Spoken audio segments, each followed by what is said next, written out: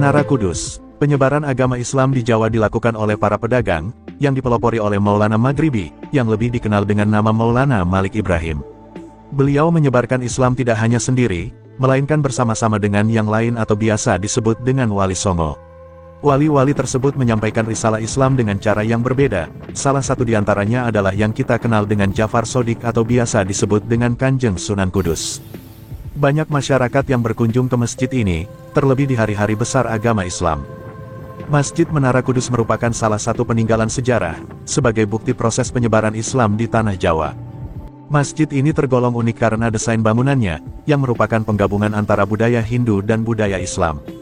Sebagaimana kita ketahui, sebelum Islam, di Jawa telah berkembang agama Buddha dan Hindu dengan peninggalannya berupa candi dan pura.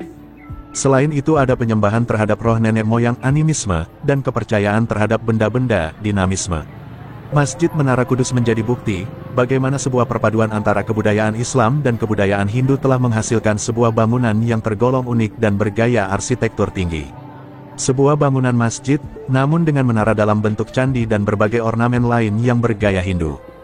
Menurut sejarah, Masjid Menara Kudus didirikan oleh Sunan Kudus atau Jafar Shodiq ialah putra dari R. Usman Haji yang bergelar dengan Sunan Ngudung di Jipang Panolan. Ada yang mengatakan tempat tersebut terletak di sebelah utara Blora. Sunan Kudus kawin dengan Dewi Ruhil, putri dari Raden Magdum Ibrahim, Kanjeng Sunan Bonang di Tuban. Raden Magdum Ibrahim adalah putra Raden Rahmat, Sunan Ampel putra Maulana Ibrahim. Dengan demikian Sunan Kudus adalah menantunya Kanjeng Sunan Bonang. Sunan Kudus selain dikenal seorang ahli agama juga dikenal sebagai ahli ilmu tauhid, ilmu hadis dan ilmu fikih. Karena itu, di antara kesembilan wali, hanya beliau yang terkenal sebagai Waliil Ilmi. Adapun cara Sunan Kudus menyebarkan agama Islam adalah dengan jalan kebijaksanaan, sehingga mendapat simpati dari penduduk yang saat itu masih memeluk agama Hindu. Salah satu contohnya adalah, sapi merupakan hewan yang sangat dihormati oleh agama Hindu. Suatu ketika Kanjeng Sunan mengikat sapi di pekarangan masjid, setelah mereka datang Kanjeng Sunan bertablik, sehingga di antara mereka banyak yang memeluk Islam. Dan sampai sekarang pun di wilayah Kudus, khususnya Kudus Kulon dilarang menyembelih sapi sebagai penghormatan terhadap agama Hindu sampai dengan saat ini. Budaya, Masjid Kudus. Menara Masjid Kudus yang bercorak Hindu, menyerupai bentuk candi. Konon di bawah Menara Kudus, dulunya terdapat sebuah sumber mata air kehidupan. Penghormatan lain adalah diwujudkan dalam bentuk bangunan menara masjid yang bercorak Hindu. Menurut sejarah, Masjid Kudus dibangun oleh Sunan Kudus pada tahun 956 Hijriah.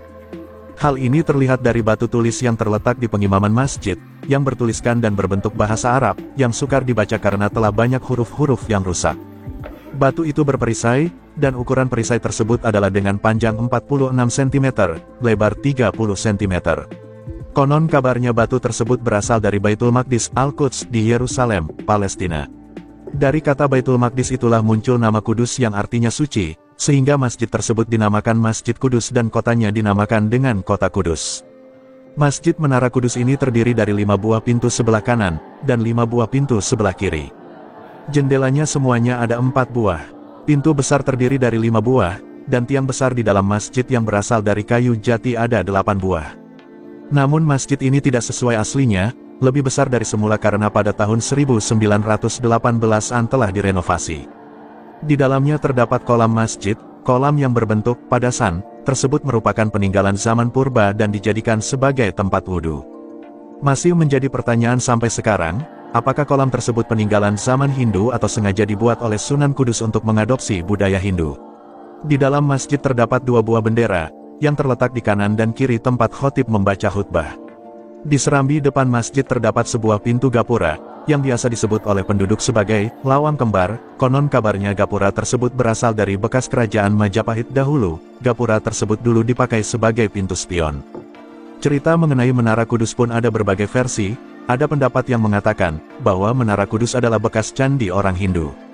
Buktinya bentuknya hampir mirip dengan Candi Kidal yang terdapat di Jawa Timur yang didirikan kira-kira tahun 1250 atau mirip dengan Candi Singosari. Pendapat lain mengatakan kalau di bawah Menara Kudus, dulunya terdapat sebuah sumber mata air kehidupan. Kenapa? Karena makhluk hidup yang telah mati kalau dimasukkan dalam mata air tersebut menjadi hidup kembali. Karena dikhawatirkan akan dikultuskan, ditutuplah mata air tersebut dengan bangunan menara. Menara Kudus itu tingginya kira-kira 17 meter, di sekelilingnya dihias dengan piringan-piringan bergambar yang kesemuanya berjumlah 32 buah banyaknya.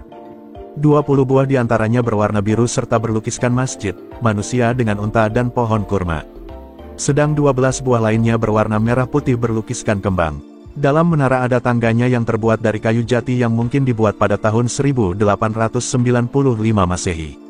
Tentang bangunannya dan hiasannya jelas menunjukkan hubungannya dengan kesenian Hindu Jawa. Karena bangunan Menara Kudus itu terdiri dari 3 bagian, 1 kaki, 2 badan dan 3 puncak bangunan. Dihiasi pula dengan seni hias, atau artefak hiasan yang menyerupai bukit kecil. Budaya, Masjid Kudus. Ziarah kubur merupakan salah satu bentuk kunjungan yang banyak dilakukan oleh berbagai lapisan masyarakat dari dalam maupun luar kota. Tampak dari depan sekilas memang Masjid Menara Kudus ini kelihatan kecil, namun setelah masuk ke dalam luas sekali. Selain masjid, ternyata di belakang masjid adalah komplek makam Kanjeng Sunan Kudus dan para keluarganya. Pintu masuk makam terletak di sebelah kanan masjid, kemudian setelah melalui jalan kecil kita akan melalui pintu kedua memasuki komplek yang di dalamnya ada pondokan-pondokan. Di tengah-tengah pondokan tersebut ada sebuah bangunan paling besar. Konon kabarnya bangunan tersebut adalah tempat pertemuan para wali songo sekaligus tempat Sunan Kudus memberikan wejangan kepada para muridnya. Di sebelah utara sebuah komplek ini ada sebuah pintu kecil menuju ke komplek pemakaman Kanjeng Sunan. Komplek-komplek makam tersebut terbagi-bagi dalam beberapa blok, dan tiap blok merupakan bagian tersendiri dari hubungannya terhadap Kanjeng Sunan. Ada blok para putera dan puteri Kanjeng Sunan, ada blok para panglima perang dan blok paling besar adalah makam Kanjeng Sunan sendiri. Uniknya adalah semua pintu penghubung antar blok berbentuk gapura candi-candi. Tembok-tembok yang mengitarinya pun dari bata merah yang disusun berjenjang, ada yang menjorok ke dalam dan keluar seperti layaknya bangunan candi. Panorama yang nampak adalah komplek pemakaman Islam namun bercorak Hindu. Kesan unik dan historis inilah yang sangat menarik para wisatawan religi maupun wisatawan biasa.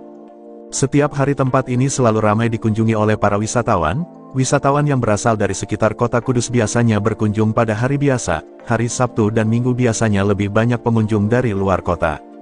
Tanggal 10 Syuro, merupakan puncak ramaian di komplek masjid ini, dalam rangka haul wafatnya Kanjeng Sunan Kudus. Walaupun mengandung keunikan yang khas, namun tata ruang sekitar masjid nampak amburadul. Karena terletak di pusat kota Kudus, hanya 5 menit dari alun-alun kota Kudus, masjid ini dikepung oleh perumahan penduduk yang cukup padat. Sehingga, mengurangi keindahan komplek bangunan Masjid Menara Kudus ini yang sekarang masuk sebagai salah satu cagar budaya. Agar terus terjaga kelestariannya, penataan ruang sekitar masjid harus diperbaiki kembali untuk mempertahankan kesan indah dan unik Masjid Menara Kudus ini.